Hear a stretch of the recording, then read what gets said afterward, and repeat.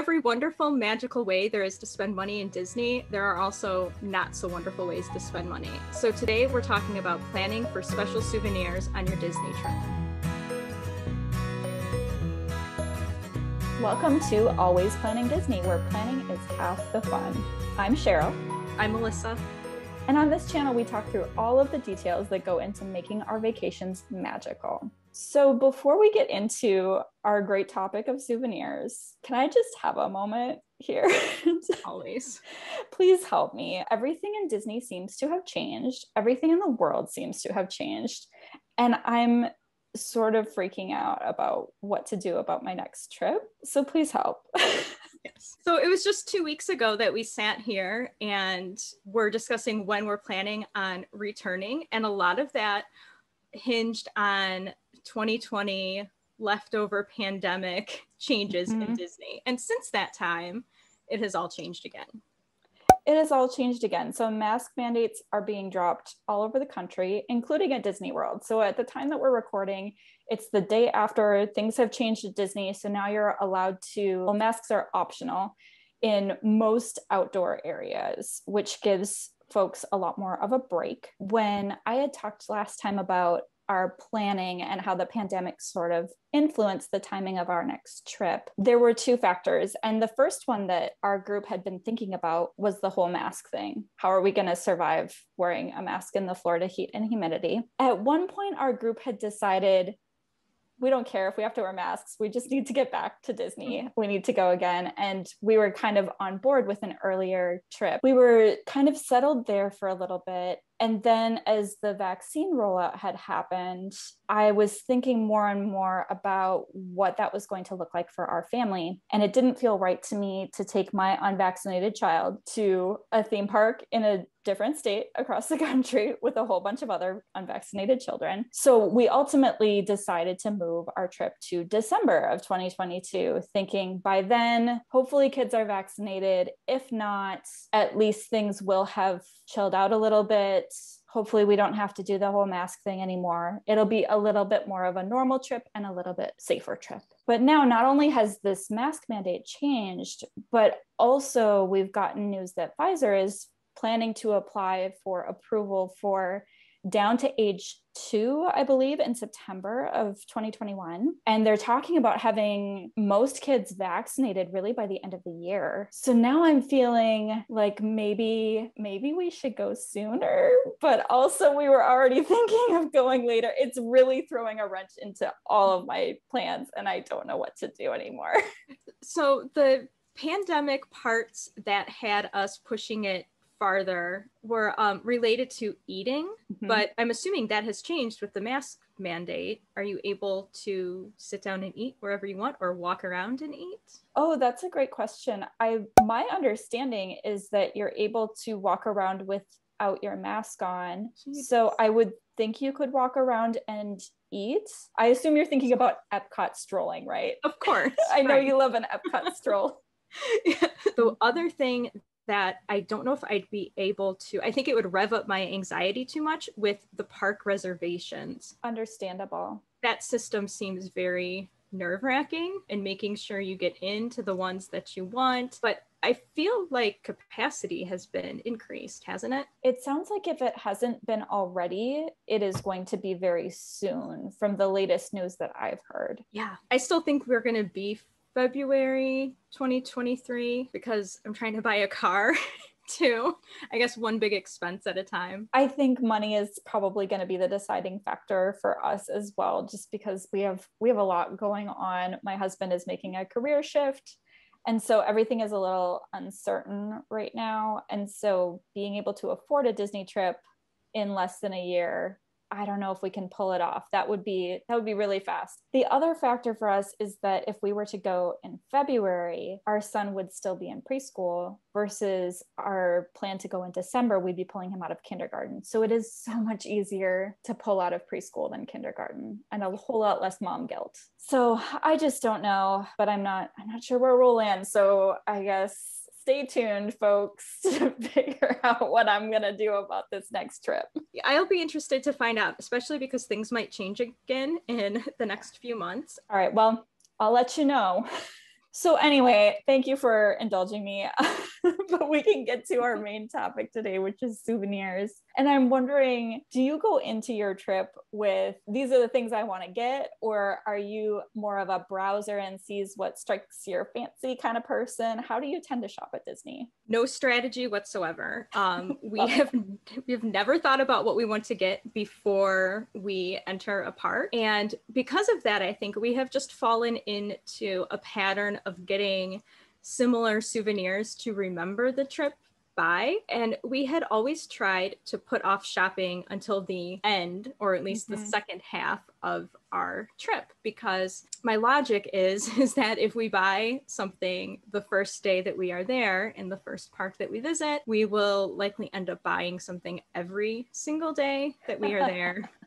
The whole time. So we tried to put it off to the very end. And our first trip with the kids, we waited until like the last day. Our flight was a little later in the day, and we had this awkward like hour between checkout and getting on the Magical Express.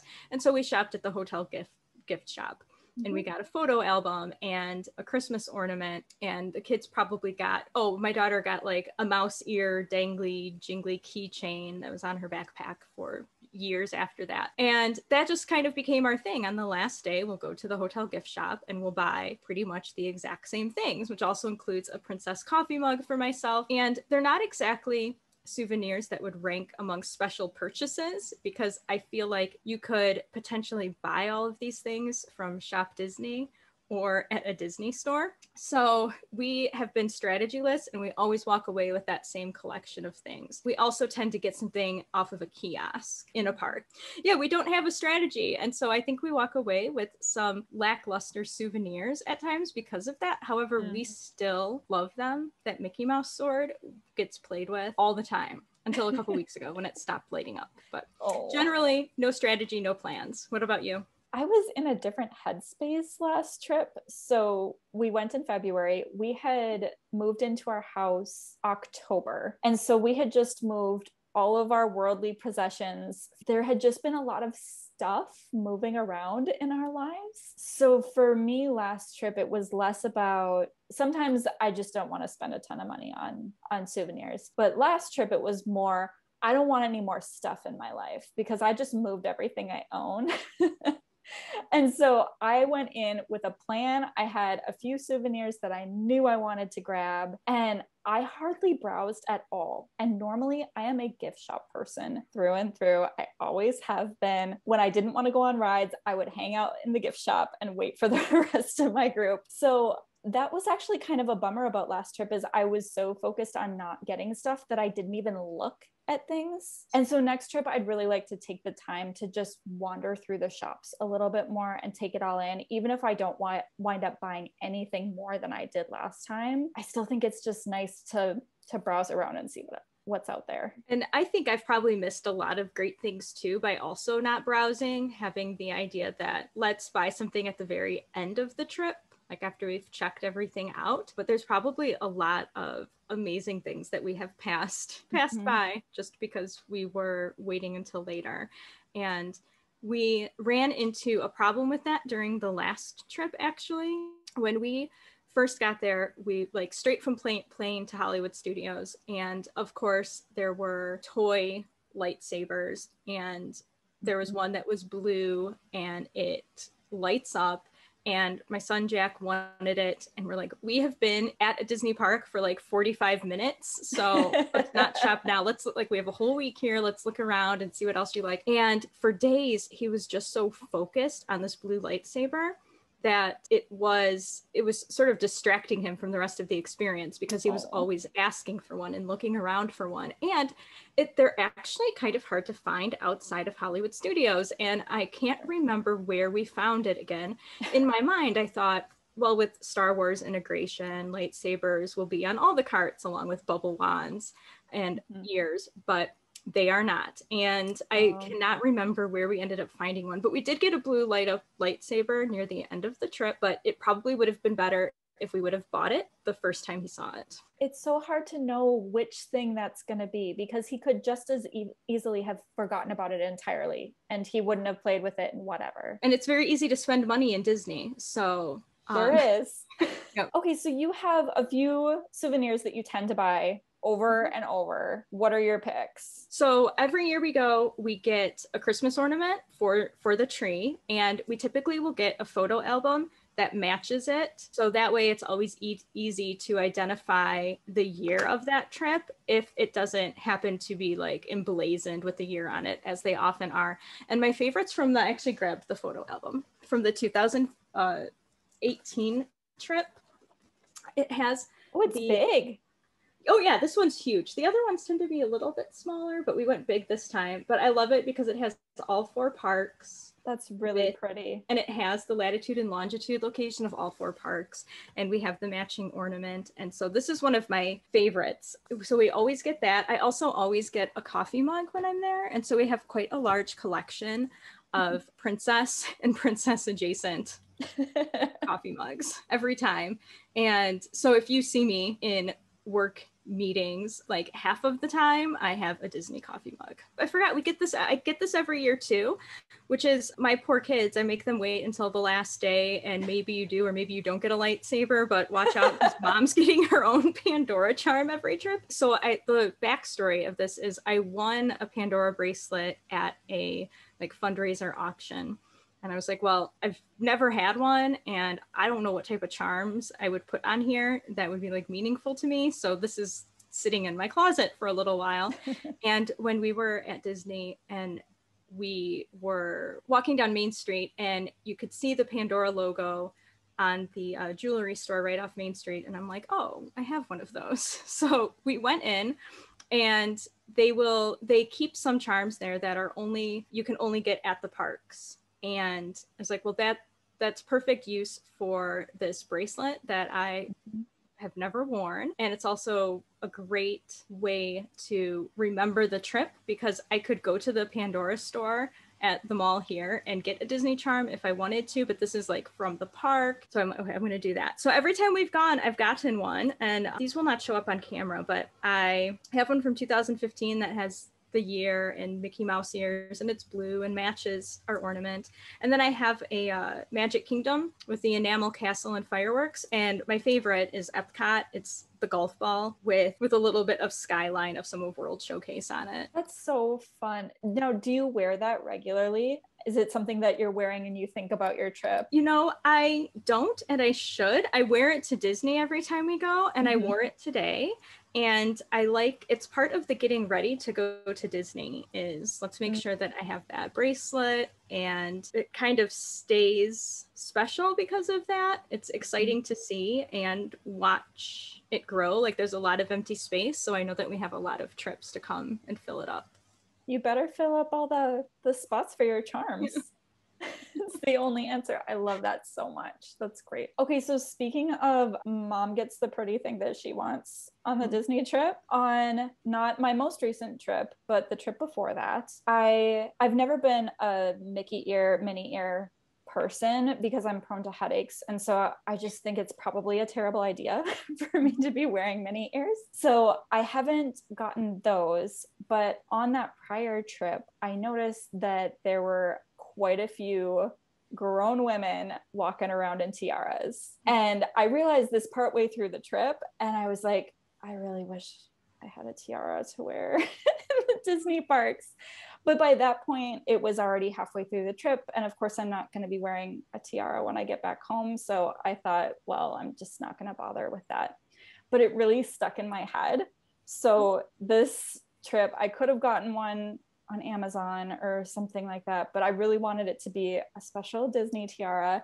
So the first night of our trip, we got in the afternoon, and we just had a few hours to bop over to Disney Springs. We didn't go straight to the parks on our first night there. So at Disney Springs, I went to Erebus Brothers and picked out a tiara, and it's a pretty little princess tiara. I did learn, hot tip for anyone else who needs a tiara in their life, if you have lighter hair, you want a slightly bigger tiara so that it shows up against your hair. So it's not like it's huge or anything. There were a lot of them that had a lot of hearts on them, or there were several Frozen style ones with snowflakes or things like that. But mine is, I guess, princess neutral. It's just a pretty little tiara. And I can't remember quite how much I paid for it. It was sort of a mid-range one from their selection. So it was $50 to $75, I think. Mm-hmm. Again, could have gotten something less expensive in advance of my trip. Didn't want to. I wanted to spend the money on this, so I did. And so I got this on the first night of the trip. I wore it most of the rest of the trip, and I had some really fun interactions with cast members. Like the woman who sold it to me asked, "Would you like to wear it out of the store?" And I felt so fancy and a little bit silly, and I said, "Oh no, thank you. I'll just take it in the bag for now." Because we were rushing off to find something to eat. Mm-hmm. But then the next morning when we had rope dropped at Hollywood Studios so we could get a Rise boarding group, and we were getting in line to rope drop for Slinky Dog. And I had a cast member who curtsied to me and said, "Your Highness." It was just like really silly and fun. Mm-hmm. And I wasn't the only woman in Disney World wearing a tiara. I saw a couple more, but not as many as I had on previous trips. Mm-hmm. So it was very fun, and I'm happy I got it, and I will be bringing it on the next trip. Oh yeah, the interaction and recognition are worth the money. I think so. Yeah.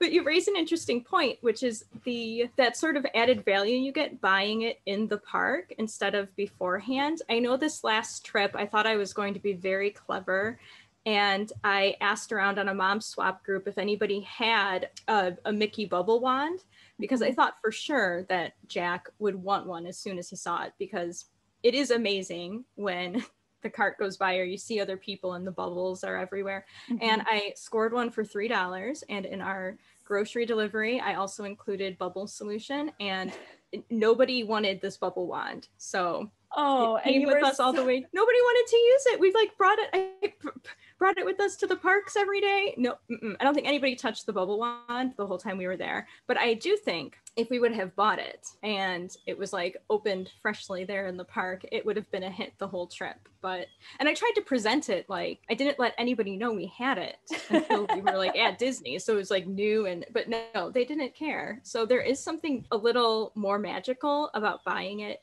in the park.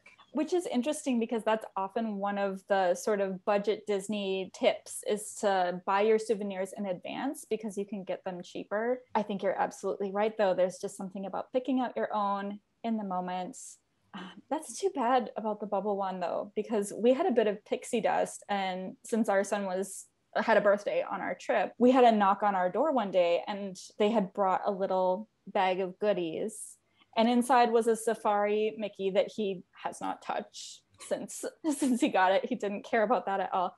But there was a bubble wand, and he was bubbling all over Walt Disney World. I know some people find that obnoxious. I think it's fun. I think it's fun to walk through a whole bunch of bubbles and you have a happy kid that's making them. I think it's fun. I do too. I love walking through the bubbles. And I think my kids like it too. They just didn't want to make bubbles with mom's pre-bought Mickey bubble wand. So bummer. So I actually got both of my souvenirs this trip. My main souvenirs that I had to get were on that first night at Disney Springs, which made for a very hectic trip to Disney Springs. We didn't have very much time, but I got them both right away. And then I could relax the rest of the trip knowing I had gotten my souvenirs. So my second one, I really owe to a Facebook group that I'm a part of, because a bunch of other moms there had mentioned this as a great souvenir. I didn't even know these existed. So I got a silhouette done of our son, and it's just such a sweet souvenir, but it also goes along with, my mom had silhouettes done of my sister and I when we were little, not at Disney World, just, I don't know where she got them done. So I just thought it would be so special to have one of him at around the same age as well. So this was right outside of Erebus Brothers. There's, at least at the time, I think they perhaps have moved it because of COVID, but at the time it was right outside in a little kiosk type thing. It's also available at the Magic Kingdom and at Epcot, from what I understand. And they have these amazing artists. This thing took 5 minutes, and it was with her own hand and scissors and paper. It's just amazing to me. So he had to sit still for 5 minutes or less while my husband entertained him. And it's like the best value souvenir that you can get in Disney World, I think, because it was $10 for the actual silhouette and you get 2 copies because they're mirror images of one another. And then we paid an extra $10 to get the frame and it says Walt Disney World. And so like that's kind of nice as well. And so we got both of them framed so I could give one to my mom to go with the ones that she has of my sister and I. So I just think that these are lovely. So, and when we finished up, our artist, who I wish I could remember her name, I can't for the life of me, she said, okay, I'll see you when your parents bring you back in a few years. So I thought that was cute. She must have a lot of repeat customers that come back every trip. It's there's an old-fashioned feel to a silhouette, and I think that is part of your overall Disney vibe, especially, you know, when you enter Magic Kingdom. And so I think it's a wonderful souvenir to have. I love it. We have it hanging right when you come up the stairs to our second story. So it's there all the time. It makes me smile every time I see it. Okay, so those were my 2 mom has to have these souvenirs from our trip type things. So the one thing I had that it occurred to me after this last trip, and I don't know if you've ever done the same thing. Do you do any Disney trip hangover shopping? Like when you get home, do you continue to buy Disney goods? I feel like I'm just always hungover from Disney World and wishing I were there because, I mean, we're buying like t-shirts and stuff all the time. Anytime these box lunch sales happen, we're getting t-shirts. Mm-hmm. So that's constant. I don't think I've ever gotten anything really big right after my trip. It's just constant here. Yeah, I think I encountered this last time where we got home and I had a nagging feeling that we just didn't bring enough of it home with us. Mm-hmm. And part of it was probably post Disney trip blues, but I spent a lot of time focused on it. And I ended up buying myself a Dooney and Burke purse. Because in park I saw one and I was like, I kind of like that print. I'm like, but I don't like it all the way enough to justify buying it. And so I ended up getting an older pattern and it is my everyday purse. It's the Princess Keys and I like it. Fun. Because I think it's like a hidden Mickey. You have to really pay attention before you realize that that's a Disney purse. And so it's like a secret code to other people if they notice it or not. And then I also bought, and this is a little ridiculous, but I am glad we own it now. I bought a popcorn bucket, like the popcorn bucket you get in park off of eBay. And it's the Skyliner one. So yeah, I paid more money for this to get it on eBay than what it costs in the park. But during the trip there, Jack wanted a Skyliner toy, but they don't really have toys. Like he wanted, you know, a little cart that you could put the people in and out of. And there really wasn't such a thing as that. And we saw the popcorn bucket. I'm like, but it's a bucket. That's not really a toy either. However, the Skyliner was very important to us this last trip. We rode it a lot. We all enjoyed it and ended up buying that. And we have used it. Jack has put stuff in it, so it still serves its function as a toy, I guess. Yeah, it sounds like you made your own toy. Right. It's too bad you didn't get any popcorn with it, though. I know. And spending more on it than what it cost in the park. But that's what happens. So I guess there's a little theme in my souvenir planning, which is just buy it in the park and just buy it when you see it, because putting it off and not getting it clearly is not working for me. All right, lesson learned for next time. And there are occasionally those items that are limited release. So if you don't buy it right then and there, it may not be around, even if you're back in the same park later in your trip. And if you keep the tags on, you could always return it at your resort gift shop because they take returns from all over the place. So if you did have buyer's remorse, you'd be okay. You'd be able to return it before you left. Which is something I've wondered. Have you ever bought something at Disney that you regret buying? Not that I can think of, just because I don't buy a ton of stuff at Disney. No, I've never bought anything at Disney that I have regretted buying. I have only regretted not buying things. All right, so next time we buy the thing. So when I was thinking about this topic over the last couple weeks, and I was thinking of all the things that we've bought and what it means to us, both when we're there and when we get home, it occurred to me that with my Disney souvenirs, I really want to bring the magic home and keep some of that feeling and have those memories. And one thing I found is that as much as I love my coffee mugs, even though I say I buy them every time and I will continue to buy them every time, when I use them, it is lovely to have coffee out of a Princess coffee mug, but I don't think it really gives me that Disney trip spark or excitement. So I love these coffee mugs, but I don't think that they brought the magic home for me. And I was trying to think of what things we get that really do, and it's the photo album. And that is because a lot of the things we buy, I know that I could potentially get them somewhere else, but the pictures of us physically at Disney are something we can't get anywhere. And we don't print pictures ever. So the only printed pictures we have are from Disney trips. And that makes that something very special for us. The couple times a year, we take these albums out and we look at them. And because of that, Memory Maker, I think, is a souvenir for us. It goes in the souvenir category, and it's something we'll always get because for the ride pictures alone.